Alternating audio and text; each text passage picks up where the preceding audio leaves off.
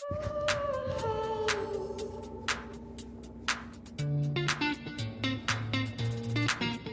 anak, apa kabar? Sehat selalu ya. Hari ini Pak akan menjelaskan untuk materi kita, khususnya di kelas 5 pelajaran IPA semester ganjil ini. Saya akan memberikan sedikit gambaran apa yang akan kalian pelajari pada semester ini. Mari kita saksikan bersama. Oke? Baik, anak-anak, kita akan simak materi belajar kita, yaitu mata pelajaran ilmu pengetahuan alam kelas 5 semester ganjil. Nah, pada materi kelas 5 ini kalian akan mempelajari beberapa hal. Yang pertama, kalian akan belajar tentang alat gerak. Apa itu alat gerak? Nah, di materi ini kalian akan belajar bagaimana manusia dan hewan dapat bergerak dengan yang pasti ada alatnya. Alatnya apa saja? Maka kita akan belajar satu persatu. Di materi ini kalian akan mempelajari gerak pada manusia dan hewan beserta dengan fungsinya. Nah, pada bab ini kalian akan belajar untuk menyebutkan alat gerak pada manusia dan hewan beserta fungsinya. Yang kedua, kalian akan belajar untuk mengetahui cara memelihara kesehatan alat gerak pada manusia. Dan yang ketiga, di akhir pembelajaran kalian akan diminta untuk membuat model sederhana alat gerak pada manusia ataupun hewan. Oke, pada bab ini kita akan belajar tentang organ pernafasan. Kalian yang pertama akan belajar bagaimana organ pernafasan manusia dan hewan beserta dengan fungsinya.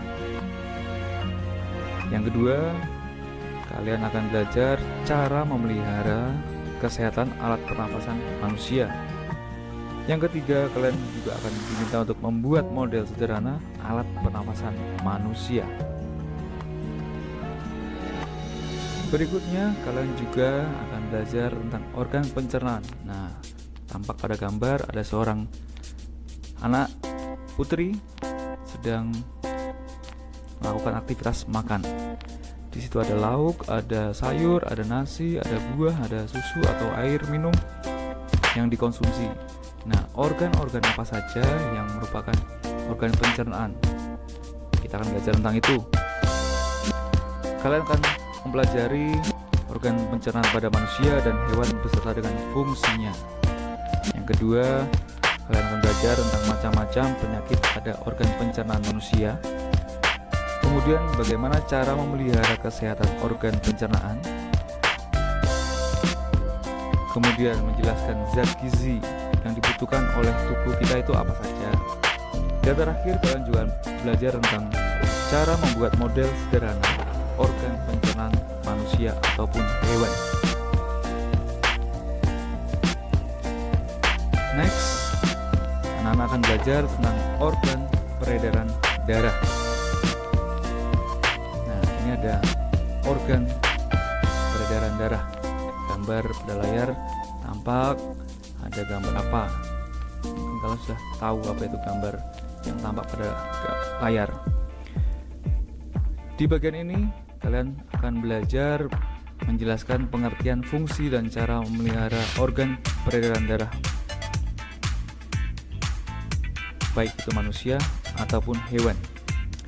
Kalian juga akan mempelajari tentang gangguan yang menyerang organ peredaran darah manusia.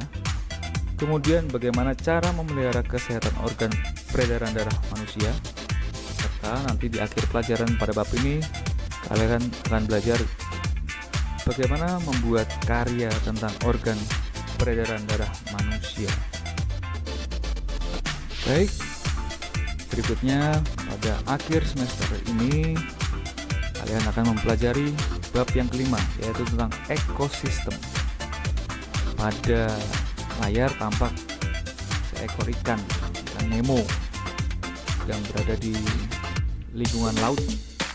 Nah, pada bab ini kalian akan belajar pengertian tentang ekosistem.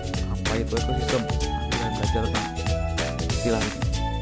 Yang kedua, kalian akan belajar beberapa jenis hubungan antar makhluk hidup atau yang dikenal dengan istilah simbiosis.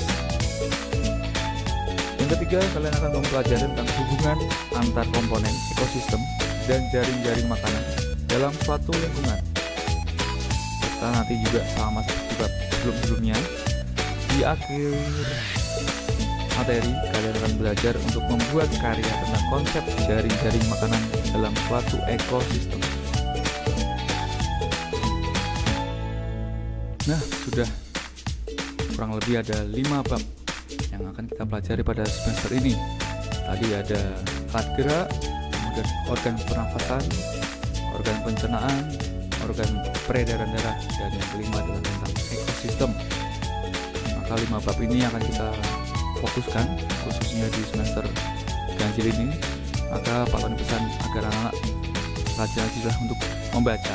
Nah, Pak Tony juga membaca buku karena Pak Tony juga harus mempunyai referensi untuk modal Pak Tony belajar. Maka Pak Tony menggunakan beberapa buku yang Pak Tony siapkan, antara lain ada buku dari beberapa penerbit. Nah, bukunya Pak Tony kurang lebih seperti ini.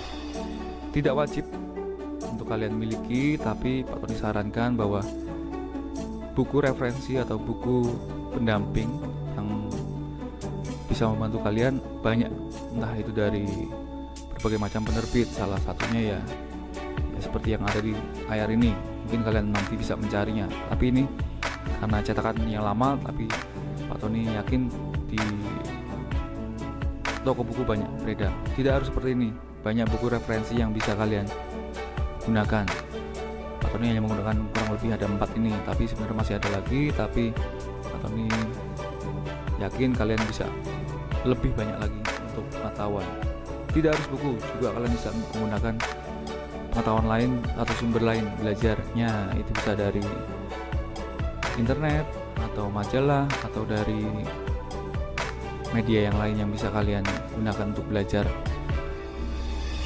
Terakhir, sekali lagi Pak Tony ingatkan untuk jaga kesehatan, kurangi bermain, dan fokuslah dalam belajar sesuai agenda yang sudah Pak Tony berikan kepada kalian. Dan tidak lupa berdoa, Tuhan memberkati. Dadah anak-anak.